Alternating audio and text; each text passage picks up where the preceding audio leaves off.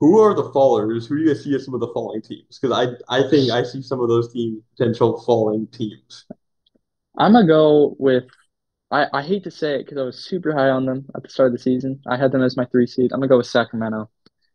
Um, they've had some quality wins lately, two good wins over Denver, but Denver's kind of feel like coasting at the moment. But Yeah, so you mentioned the Mavs as a riser. There's also the Warriors and the Lakers who are just rounding in form right now. They look like they could advance the standings, and the Kings just seem like that one team that's kind of like I like what's going on there. Like Fox has had a rough couple weeks. He had a couple good games lately. Sabonis has been awesome, but hasn't resulted in a ton of wins lately. I just feel like they could be that team that just starts to falls in the plan. Um, and obviously you never want to face the Kings in a one game scenario because their offense is so explosive, but their defense hasn't been spectacular at all this year. Keegan Murray and Kevin Huerter, as good of shooters they are, they've been pretty inconsistent this year at times. Um, so yeah, Aaron I don't know if Fox. I don't know how much I could trust the Kings others right now. And if Or Sabonis and even Fox aren't Fox. on, yeah, if they're Yeah. not on, they're not. I feel like they could have a dramatic fall, even miss the playoffs. Yeah, Yeah, 100%. I mean, I think you're hating too much on the others. I think Aaron Fox hasn't shown up half the games, dude. That's true. And that's the biggest problem. If you're number one guy, and you can make an argument that Sabonis is more of a factor or more of a he's more involved in their all around offense. Fox is still the point guard, and he's still the number one point per game scorer on the team. Yeah. So it is between those two guys. And if he's not showing up consistently, um, then they have a problem. And again, I mean, during this, I mean, this is one of the few predictions I had right in the preseason, but I did predict them to be eight. And I definitely got some pushback from that because like they were third last season. Like, it happens this easily. And they had so many close wins last season, and Fox was amazing, and he was clutch player of the year. It's only a matter of time that he just isn't one of the great elite shooters that this modern league is full of with guard wise. He's just not one of those guys. He's not an elite shooter. He's having his it's showing now, and it's showing, and they don't, and that's a problem for a team that relies purely on Yeah. offense, really. Well, that's why I really wanted them to go after that third guy, just so when Fox isn't uh doing that, they could have a guy that they can absolutely rely on. Like Keegan Murray and Kevin Huerter and Harrison Barnes, they've all had great games. Malik Monk too. I don't know how I left him out. But they've all had great games at times, but you can't necessarily rely on them to be your second guy or, on a night to night basis, be like, oh, he can go get me uh 20 if De'Aaron Fox is having a bad game or if Sabonis is having a bad game. They don't have that third guy. And I think that's you can't really run the same team back without having success the year before in this league. We saw the Hawks do it. Um, and now the Kings are doing it, and you're just not going to have the same success unless you're like crazy injured the year before. But the Kings were like the healthiest team in the league the year before, so I mean, Fox had an injury on his finger. I'll give him that. But yeah, they still had everybody on the floor. yeah, yeah, and I think that a big part too is, like you said, it's not even necessarily that they're getting much worse. I mean, they aren't playing quite to how they have been playing. But the thing too is, like you said, they have the Lakers and Warriors behind them. Lakers are 7-3 in their last 10, and the Warriors are 8-2. yeah, Draymond's back. They've looked really good with Draymond. Like Lauren said, the Lakers could make a jump. So I think it's also more of a just they're gonna be the result of these two teams rising. hmm Because I think they'll still make the play-in picture, but I do yeah, think no, that the Lakers and the Warriors will just overtake the Kings with that late push and a little bit of that Kings kind of fallout right now that they're having as well with just consistent scoring besides Sabonis. yeah. Consistent. I mean, the last place you want to be is the play-in. If you're a team like Sacramento with the Warriors, the Lakers, and the Mavericks all as your potential opponents in that situation. I think I would just take any of those teams over the Kings at the moment. Me too. Yeah. And even potentially the Pelicans if the Mavericks move up or the Suns. Yeah, But yeah, I mean, with like all those teams, I think, at least in my opinion, the Kings are not favored to win two of those games. No. So True. in that case, they might not make the playoffs, like you said. So that'll be interesting to look out for too. But yeah, I don't know. The Kings aren't looking too great right now. That's a good faller, honestly. The Kings, yeah, they're. I would take them. I would take any other team, the top team in the West right now, over the Kings if it, in once it comes down to play in playoff time. So Yeah. Marvin, who do you have as a faller? So my faller, I guess I just picked lower teams today, but I have the Bulls. They're currently 9 in the East. Their schedule is pretty difficult. They didn't make any moves, so I don't see any reason for them to definitely go up. The Hawks are behind them. I mean, in a way, I still want to say the Hawks are good. Only have so much though, but I could see the Hawks going above them. The Nets did make some moves and they're at 11. Schroeder, I think, will start kind of getting more integrated in that system. I could see the Nets jumping up a little bit there too. Uh, like we said, the Hornets probably won't, but if by some miracle the Hornets even jump up to that play-in two, you have the Raptors. I just think with the Bulls schedule and some of these moves that some of these other teams made, that the Bulls again will kind of just be part of a result of a systematic upbringing of some of these other teams. I don't even know if I mean I definitely don't feel confident in the Bulls even staying in the play-in. I wouldn't be surprised if they fall out of the play-in completely this season, and hopefully that'll open their eyes to really start making some player trades and moves again during this offseason because based off I Don't think hold your breath. last season and a half or 2 seasons they haven't made a single player trade, which is insane. And especially with their success that they've had too, there's no reason they shouldn't be trying to make some moves. So I think they're gonna start really getting hit with that. Hey, you guys haven't done anything. Other teams are making moves, getting better. So I think they're going to fall a little bit in that Eastern Conference and potentially miss that play-in tournament. Yeah. What I'm scared of from the Bulls at that is they're looking at like the picture and like, oh, the Hawks might blow it up this year. The Raptors aren't doing too hot, like we can get the 8 seed every year now. And they're just going to run back the same roster. But I, I'm I like the Bulls a lot. I like Kobe White. He's been one of my favorite players this year. He's my most improved player, and I hope they start tumbling. Um, Not that I hate those guys. I just I can't stand mediocrity. Uh, unless like because they have no path forward. Like unless Kobe White turns into like a superstar. Yeah, But and Sumo's been really good too, but for the most Sumo too, part, yeah, they've only been so good recently, and their guys really aren't getting any yeah, younger. I mean, Kobe and Dosunmu maybe, but besides that, your guys really are kind of starting to reach that age to where you're kind of just wasting them. yeah. And if they like say they get the 9 seed and say they sneak into the 8 seed in the playoffs, they're going to look at this like, oh, we had Zach injured, we had Lonzo injured. Let's just run the same roster back. Mhm. Uh, so I don't like I'm not totally sure if they fall. I haven't looked at their schedule yet, but I'm hoping they fall Yeah, I just for think this. I think the Bulls fans are hoping they fall. They just I can't stand this roster. I mean, I think in theory it's a nice roster, but it's not a contending roster, no, unless you have like the greatest coach ever. But even that, you only have so much. Like I Billy said, you're Donovan, yeah, really starting to kind of leave their prime too. So I don't see too much success coming from this Bulls team that they have right now. no, Yeah, it's fair. Yeah, the Bulls are something. We just hope they start to choose a direction and don't choose mediocrity for decades and become one of those just poverty franchises, which they kind of already are. yeah, But I think there's a few interesting kind of follower candidates that Deacon just mentioned about like in the East particularly with it being open, like the West kind of the top of it is going to get pretty like almost like top heavy. There's a lot of teams that are in the top, and you even have bad teams that could be competitive playoffs. The East is pretty much, the Celtics are amazing. They're super crazy good. We don't need to talk about them. The Knicks just built up this really deep team with a lot of talent, but we don't know exactly what they're going to look like. Yet they've been really hot, and kind of thinking about this risers fallers segment, like like days ago, like a week ago, they were kind of one of my candidates. They've had Mhm. some injuries, and I think a large part has led to their 4 game losing streak. And so I don't really think they're going to fall much more than that.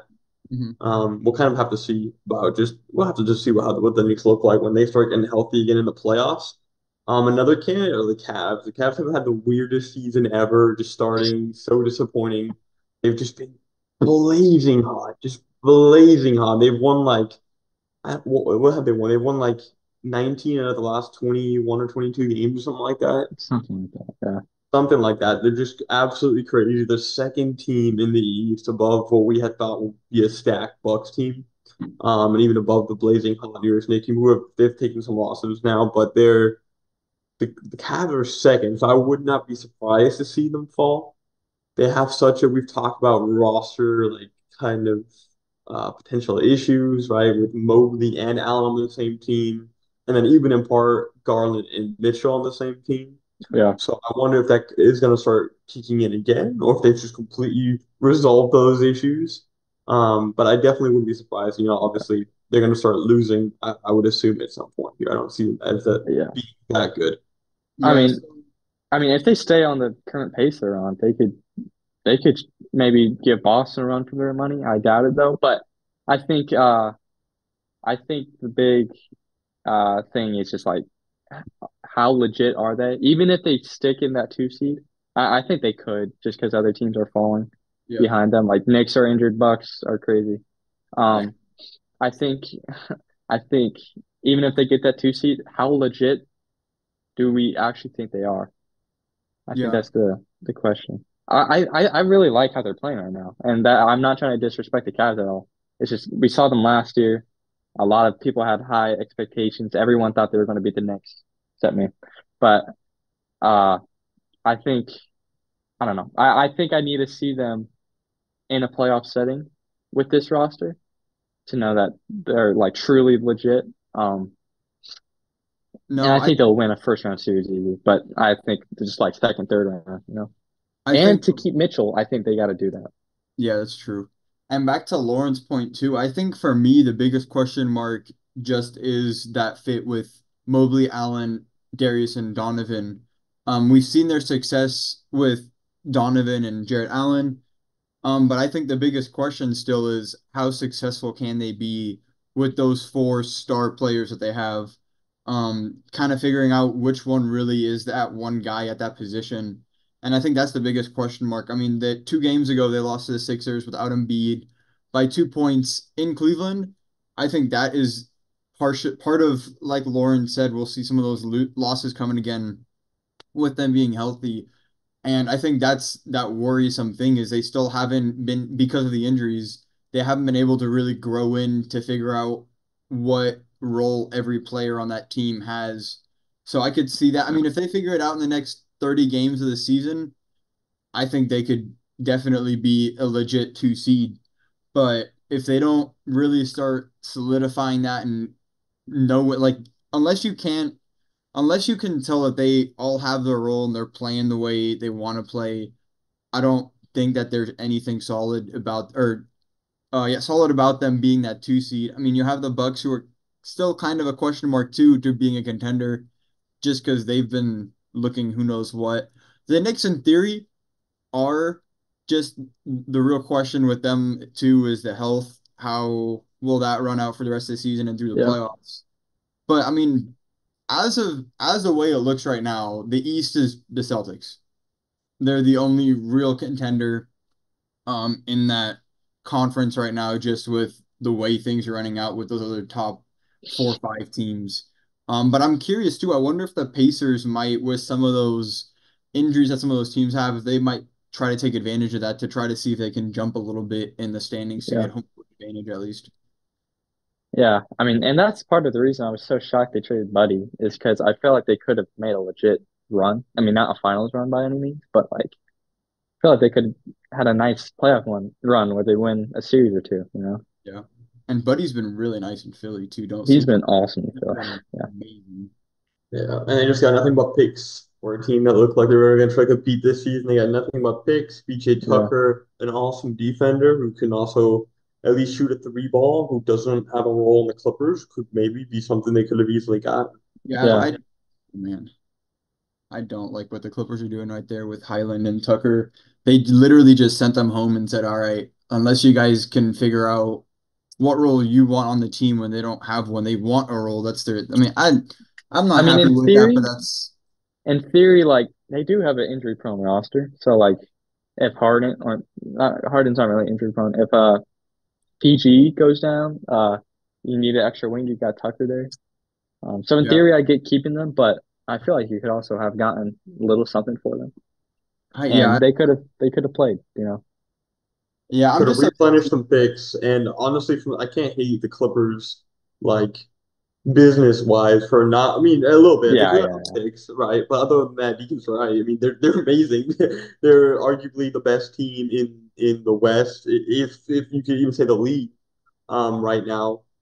So they're not concerned. It's unfortunate for those players. I'm upset about the Pacers, like front office not getting right yeah, PJ Tucker. They don't really need Bones Highland, but I mean the Clippers. I mean they look fine. They've got depth. Would have been honestly nice to get some draft replenishment if they're thinking future, but they're pretty yeah. win now either way. So yeah. I think That's it'll look into that. dude. Now that I think about, it, I didn't even thought about this, but I don't think he would have been the fit. But imagine if Bones Highland went to San Antonio. That would have been nice. That would have been. That could have I been mean, nice. I think that would have been a good fit. I mean, San Antonio just needs another ball handler. Yeah. I I don't mean, they know. need a lot of things actually, but I think the most pressing concern is another ball handler that Yeah, could throw a law past to Wemby. yeah. But anyways, that was a little sidetrack But yeah, note. yeah. I felt like putting out there. Yeah, I would sick. San Antonio, or I mean, not San Antonio. Victor Wembanyama is a riser. I mean, he's Oh, been bro. rising, but Yeah. maybe he'll rise more. Bones with Victor could have been so nice, dude. That could be such a nice duo. I like that. Fun to watch. Is there any other followers y'all have, I or mean, Philly, but they're just That's just Embiid's out. injury again, Embiid. I do Yeah. think watch. I mean, I know I've been a very loud critic about their playoff success, but right now since Joel's been out, everything's kind of quieted down around Philadelphia noise. I would be very very cautious about them being a potential legit contender once Joel Embiid kind of out of nowhere comes back, and all of a sudden they're a really really dangerous team in the I playoffs. mean, if I'm the Sixers, it may be kind of risky. I think Joel Embiid's good enough though. Like even if he can come back like a week before, just let him sit till the playoffs, and then he'll be fresh for the playoffs. He may be rusty, but like I said, I think Joel Embiid's good enough to be. His rustiness is still pretty good.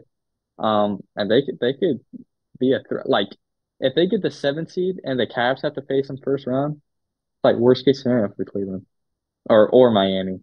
I think the only thing that the Sixers would want to do is if they're in jeopardy of falling from 6 to 7, which I don't know how realistic it is for them to drop that far, Yeah, but they I think would they in would that sense be they pretty should good. play Embiid if it's to help them secure that 6 seed over going through the plane and wasting more games on some of those players. I think they should play Embiid, but I think if they're safe in the top six, they should rest Embiid for the last week or two, or depending on how much time it is, to make sure he's fully healthy, fully rested for the playoffs, and then just swing hard in the playoffs. Hmm. Yeah, 100%. You want him healthy, big body, injury prone. You want him all the way healthy so he's not playing wobbled, and that's a team that I think will be scary with their additions Hmm. of Buddy Hield, of even Kyle Lowry. That will be a team that you don't want to line up with. Kyle Lowry's going to bring a lot of leadership and underrated defender, playmaker to help with Tyrese Maxey to like give him some shooting, and then Embiid, obviously, you can't stop him one on one. And if you surround him with the likes of Buddy Hield and Tyrese Maxey if Kyle Lowry is running the point during some points, and they've got the defense figured out well too. I think this is going to be a team that is going to be very difficult to figure out. I forgot they picked up Kyle. Like, Hmm. gosh, if Embiid didn't get hurt, I think this roster could seriously do something. Yeah, I mean, I maybe they still can. back to the Heat. I also forgot they just signed or are DeLon Wright. signing DeLon Wright. I think that's going to be a really important piece for them as well. Yeah. That's going to They be don't a have a lot of defensive guards in terms of point guards. So, or they don't really have any, but I think DeLon Wright could play yeah. like big I minutes think for them. I think that's going to be an underrated signing Yeah. from the Heat. He's going to I bring a mean, lot. he was great for Atlanta in the playoffs a couple years ago. And he's kind of just been wasting away in Washington. So, But even in Washington, he's still. I mean, he's oh just yeah, yeah. Roll doing good, playing good defense especially. So I Mhm. think that was a really good pickup from them too. Actually, totally forgot about that. Yeah. Fun fact, I think last season I think he had the best or second best point like guard assist to turnover ratio. Yeah. I don't doubt Mhm. it actually. That does not surprise me. Yeah, I'm pretty sure they were.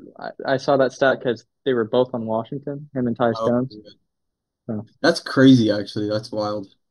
but then you got Jordan Poole, who's probably got the worst. But And I'm sure Kuzma's not the best at it either, but no, probably not. yeah, that yeah. So it's interesting to see what this last 30 games of the season brings for bad teams, good teams, mid teams. 100%. This is probably the most important stretch. I think most players kind of tell you this.